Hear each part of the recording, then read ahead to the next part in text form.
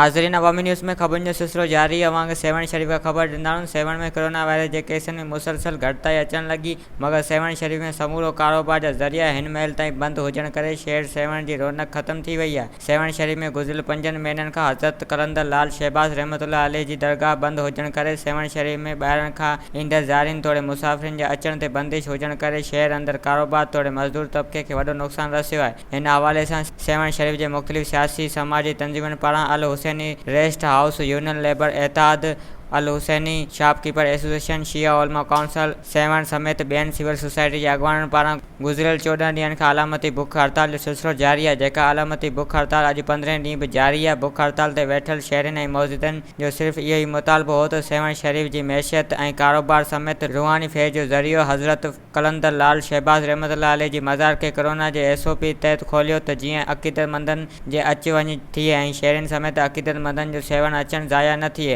ऐं सेवन शरीफ़ शहर जी रौनकूं बहाल थी वञनि। वधीक ख़बरुनि ऐं तफ़सील जे लाइ विज़िट कयो असांजी वेबसाइट awamiNewsHD.com ऐं ॾिसंदा रहो अवामी न्यूज़ HD।